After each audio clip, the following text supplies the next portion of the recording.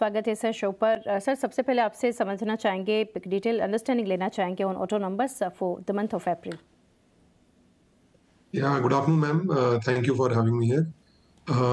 अप्रैल के numbers encouraging थे, तो मॉडेस्ट ग्रोथ मिली हमारे को। अगर लास्ट ईयर के कंपैरिजन करेंगे तो करीब करीब 3% का ईयर ऑन ईयर ग्रोथ है ओवरऑल नंबर्स के अंदर में। और एक खाली अगर सीवी सेगमेंट को, कमर्शियल व्हीकल सेगमेंट को अगर छोड़ दें, तो बाकी जितने भी सेगमेंट है, two wheeler, three wheeler, passenger vehicle segment, tractor, सबके अंदर में पॉजिटिव है, सबके अंदर ग्रीन के अंदर में है, सबके अंदर में ग्रोथ है। दो नंबर्स कम है ग्रोथ के अंदर में, बट अगर हम बात करें पिछले साल की, जो बेस था हमारा हमारा बेस भी बड़ा था। हम इस ग्रोथ को सस्टेन कर पा रहे हैं। जितने भी मार्केट में जो भी टर्मोइल चल रहा था उसके बावजूद मेरे ख्याल से ये एक सराहनीय, एक गुड अच्छा इंडिकेशन देता है कि आगे जाकर के थोड़ा फ्यूचर हमारे लिए बेटर रहेगा। करंट में अगर हम बात करें तो जो एक टेरिफ वॉर चल रहा था, वो टेरिफ वॉर भी अभी थोड़े टाइम के लिए अभी थोड़ा सा उसमें दिख रहे हैं कि पॉज मिल गया है। स्टॉक मार्केट भी जिस तरह से रिकवर करा है, तो इन्वेस्टर्स का जो कॉन्फिडेंस है मेरे ख्याल से वो वापस आता है, जिससे कि वो अपना जो पैसेंजर व्हीकल्स हैं या जो गाड़ियां हैं वो खरीद पाते हैं। और जो आरबीआई ने भी जो मेजर्स लिए हैं रिगार्डिंग रेट ऑफ इंटरेस्ट, जो रेपो रेट कम किया है, उसका भी हम देख रहे हैं अब जाकर के थोड़ा सा इफेक्ट आना शुरू हो गया है। Loan, auto loans, home loans, सारे के सारे जो रेट ऑफ इंटरेस्ट है उसके अंदर में घटौती हो रही है, जिससे कि जो एक डिस्पोजेबल इनकम है कस्टमर के हाथ में, वो थोड़ा सा बढ़ेगी। आपकी ईएमआई देने की जो क्षमता है वो बढ़ती है। और डेफिनेटली ये सारा इंडिकेशन है कि आपका जो ग्रोथ है ये ग्रोथ को इंडिकेट करेगी। जी डेफिनेटली सर, टैरिफ को लेकर आपने एक जो मेंशन किया, बट साथ ही जानना चाहूँगी, जो कल ही हमने एक डेवलपमेंट देखा, इंडिया यूके एफटीए डील जो फाइनलाइज होती दिखी, तो सर इसको लेकर कुछ आपको लग रहा है ओवरऑल, अगर देखने जाए ऑटो एज अ सेक्टर, कुछ एक इम्पैक्ट आप देख रहे हैं कुछ, वो अगर आप डिटेल्स या कुछ समझाना चाहें इसके ऊपर। देखिए, मेरे हिसाब से हमारी जो गवर्नमेंट है आज की डेट के अंदर में, उनको सारी चीजें आइडिया है, उनको सारे जो प्रोज एंड कॉन्स होते हैं, कोई भी एक ट्रीटी होती है किसी देश के साथ में, तो डेफिनेटली वो सारे सेक्टर्स का इंटरेस्ट प्रोटेक्ट करेंगे। दो अभी बहुत सारी आंकड़े लग रहे हैं कि अगर ये अगर ट्रीटी जिस रूप में अभी पेश करी गई है उस रूप में अगर हो जाती है, तो ऐसा नहीं हो कि इंडिया एक डंपिंग ग्राउंड बन जाए, कि किसी एक दूसरी कंट्री से यूके में सामान जाए और वो इंडिया के अंदर आ जाए। तो अभी बहुत अर्ली स्टेज है इसके बारे में कोई भी कमेंट करना। और मेरा ये मानना है कि हमें अपनी सरकार के ऊपर पूरा भरोसा होना चाहिए कि वो जो लोकल मैन्युफैक्चरर्स हैं उसका पूरा ही इंटरेस्ट देखेंगे। जी सर, साईं सर आगे ये भी जानेंगे, ग्रोथ के ऊपर आपने बताया एक्सेप्ट सीवी सेगमेंट्स में, बाकी सेगमेंट्स में अच्छा ग्रोथ मिला, बट अगर डिमांड के फ्रंट पर देखें तो वो सेगमेंट वाइज कैसे देखी आपने? देखिए, अगर आप डिमांड की अगर आप बात करेंगे तो जैसे अगर हम ईयर और ईयर की अगर बात करते हैं, तो जो टू व्हीलर सेगमेंट है, टू व्हीलर के अंदर करीब करीब 2.25% का हमें ग्रोथ मिला है।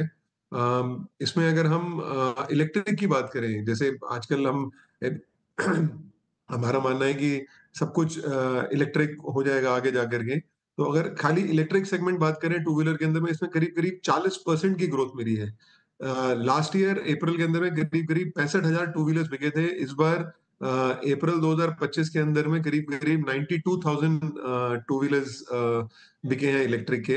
अगर हम थ्री व्हीलर की बात करें, थ्री व्हीलर में रोबोस्ट ग्रोथ देखने को मिली है, ईयर ऑन ईयर करीब करीब 25% की ग्रोथ है इसके अंदर में। सेम थ्री व्हीलर के अंदर में तो खैर पहले से ही इलेक्ट्रिक का जो पेनिट्रेशन है वो करीब करीब 59% था, और अब करीब 60% से ऊपर चला गया है। पैसेंजर व्हीकल की भी अगर हम बात करते हैं तो उसके अंदर में भी दो बहुत मॉडेस्ट है, लेकिन 1.15% ग्रोथ तो ग्रोथ ही मानी जाती है।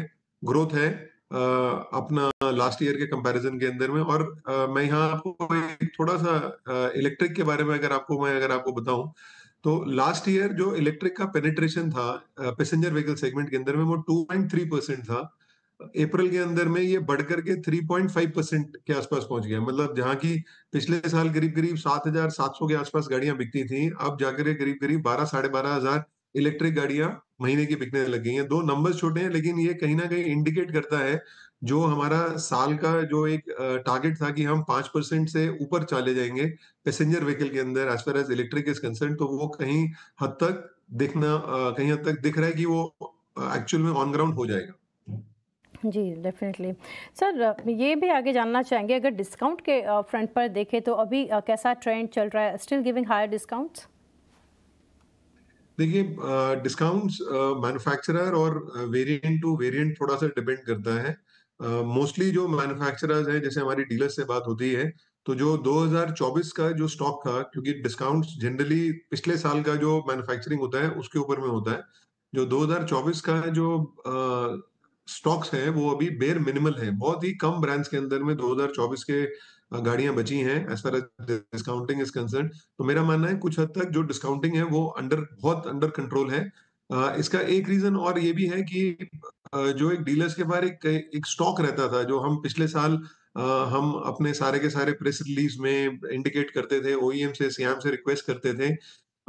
हाल की अगर सिचुएशन देखेंगे, जो स्टॉक है स्पेसिफिकली पैसेंजर व्हीकल के अंदर में, वो कई हद तक एक तरह से मैनेजेबल सिचुएशन के अंदर में है। इसके ऊपर बढ़ना नहीं चाहिए, बट ओवरऑल अगर देखेंगे लास्ट ईयर से इस साल में हम बहुत ही एक हेल्दी पोजीशन के अंदर में है।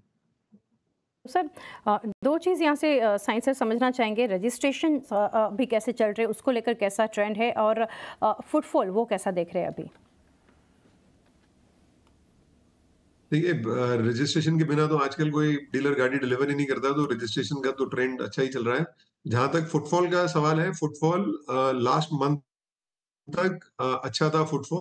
थोड़ा-सा गर्मी का अगर ज़्यादा अगर इफ़ेक्ट आता है, तो इस महीने थोड़ा-सा फुटफॉल इफ़ेक्ट हो सकता है। लेकिन अगर अभी तक का अगर हम ट्रेंड देखेंगे, तो अभी तक के ट्रेंड के अंदर में फुटफॉल इंक्रीज़ हो रहा है, इंक्वायरीज़ बढ़ रही हैं। इनफैक्ट फुटफॉल के साथ-साथ अगर हम डिजिटल की बात करें, आजकल डिजिटल लीड्स से जो इंक्वायरीज़ आती हैं, आजकल वो भी बहुत महत्वपूर्ण होती हैं, तो वो भी एक तरह से देखा जाए तो इवन हर सेगमेंट के अंदर में वो वाला जो इंक्वायरी का शेयर है, वो भी बढ़ रहा है। जी। और सर इन्वेंट्री लेवल के फ्रंट पर अगर देखें यहाँ से रफ नंबर्स, तो अगर लास्ट 12 मंथ से अगर आप कंपेयर करें तो क्योंकि हम देख रहे हैं इम्प्रूवमेंट इन इन्वेंट्री लेवल्स, वो कैसे देख रहे हैं, वो नंबर कैसा है अभी? देखिए, इन्वेंट्री का जो इशू था, वो बेसिकली पैसेंजर व्हीकल के अंदर में था। टू व्हीलर और बाकी सेगमेंट्स में इन्वेंट्री का इतना प्रेशर नहीं था। पैसेंजर व्हीकल के अंदर में भी इन्वेंट्रीज है, मैंने आपको बताया, बहुत ही मैनेजेबल हो गया है। जो एक बहुत ही अलार्मिंग और एक बहुत ही हाई लेवल पे पहुंच गई थी इन्वेंट्रीज, अब वो एक तरह से मैनेजेबल लेवल पे हैं अब इन्वेंट्रीज। कुछ एक आधे मैन्युफैक्चरर्स को अगर हम छोड़ दें, तो ओवरऑल जो ट्रेंड है इन्वेंट्रीज का, वो एक हेल्दी ट्रेंड है। करेक्ट। सर सेगमेंट वाइज भी काफ़ी वैसे डिटेल्स दी, बट अगर हम देखें for next couple of months, segment in two wheeler, CV, PV, three wheeler, tractor segment, तो वो इनके लिए सेगमेंट वाइज अब आने वाला समय कैसे देख रहे हैं? देखिए, टू व्हीलर्स के अंदर में तो अगर हम बात करेंगे, तो डेफिनेटली पॉजिटिव है टू व्हीलर्स, क्योंकि लास्ट ईयर से भी ग्रोथ मिली है हमारे को। स्पेशली जो रूरल डिमांड है, रूरल डिमांड बेटर दिख रही है। जो अभी राबी का जो हार्वेस्ट हुआ है, उसके अंदर में एक बड़ा ही स्ट्रॉन्ग ट्रेंड देखने को मिला है। मॉनसून की अगर बात करें, तो ओवरऑल जो मॉनसून की प्रिडिक्शन है, वो भी नॉर्मल या अबव नॉर्मल की बात कर रहे हैं मॉनसून की भी। तो ओवरऑल अगर हम इन सबको देखेंगे, आरबीआई का मैंने आपको भी जिक्र किया था, जो आरबीआई ने जो पूरे सिस्टम के अंदर में जो लिक्विडिटी डाली है, जो रेट ऑफ इंटरेस्ट उन्होंने रेपो रेट कम किया है, उससे बैंक का जो एक तरह से जिस इंटरेस्ट पे बैंक को पैसा मिलता है, वो इंटरेस्ट कम होगा। तो डेफिनेटली आगे जाके जो कंज्यूमर्स हैं, ग्राहक हैं, उनको भी लोअर रेट ऑफ इंटरेस्ट पे अपना कंज्यूमर लोन्स अवेलेबल होंगे, जिससे कि डिस्पोजेबल इनकम बढ़ती है उनके हाथ में। तो ये जो अगर सारे ट्रेंड्स का अगर हम मिश्रण करेंगे, डेफिनेटली सारा पॉजिटिव है। थोड़ा सा अगर ये जो जियो पॉलिटिकल जो भी कल रात को शुरू हुआ है, उससे अगर ये ज्यादा एस्केलेट नहीं करता है, तो मेरे ख्याल से ओवरऑल जो अगर डायरेक्शन अगर देखेंगे, तो सारे के सारे सेगमेंट्स में पॉजिटिव ही है अभी। जी, एंड साइंस सर लास्टली जानना चाहेंगे सेगमेंट और सेक्टर को लेकर नियर टर्म आउटलुक क्या रहेगा आपका? Near term outlook ma'am modest growth ही है अभी, अगर हम बात करें नेक्स्ट कपल ऑफ मंथ्स, क्योंकि ये जो नेक्स्ट कपल ऑफ मंथ्स होते हैं हमारी इंडस्ट्री के अंदर में, थोड़े से हमारे लोअर ट्रेंड के माने जाते हैं।